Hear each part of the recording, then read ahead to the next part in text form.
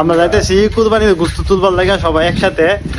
এই যে এইদিকে যাইতেছি, বৃষ্টি আইছে, আশেপাশে মানুষের কি অবস্থা এটাও দেখে গোশত তুলে লয়ে আমার বিষয় যে লোক আছে সবাই লয়ে যাইতেছি। হ্যাঁ ব্যাগ বুক লইছে, আমরা সামনে যাইতেছি, দেখি কেটা কত গোশত দেয়।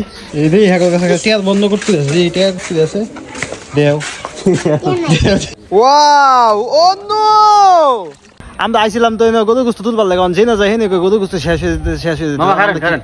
গরু গোস্ত খাবেন ঠিক আছে মামা, গরু গোস্ত আমার খুব ফেভারিট। আচ্ছা। কিন্তু মামা যে বুড়িটা তোর বসে করি না, তোর মনটা সাথে গরু গোস্ত একবারে খাওয়া সারা দিই, বৃষ্টি একটা গন্ধ ডিসকাস্টিং।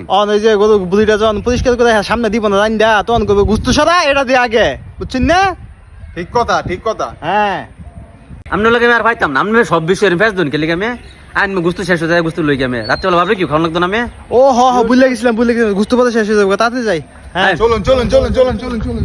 আমগো গুস্ত কালেকশন করা শেষ, আমগো মোটামুটি ভালোই গুস্ত কালেকশন হয়েছে। মামা গুস্ত একটু দেন। আরে বেটা গরিবের ভালো কি আমার বেটা তোর হুদে আটকেছ, আমি গেলে একটু বেশি মাংস আনতাম। হইছে যা লাগতো না বাবা, হইছে। আমরা রাত্রেবেলা বারবিকিউ করতেছি, সবার দাওয়াত চইলো, সবাই এসে বলবেন। এই যে মুমিনের দাওয়াত চইলো। ঠিক আছে।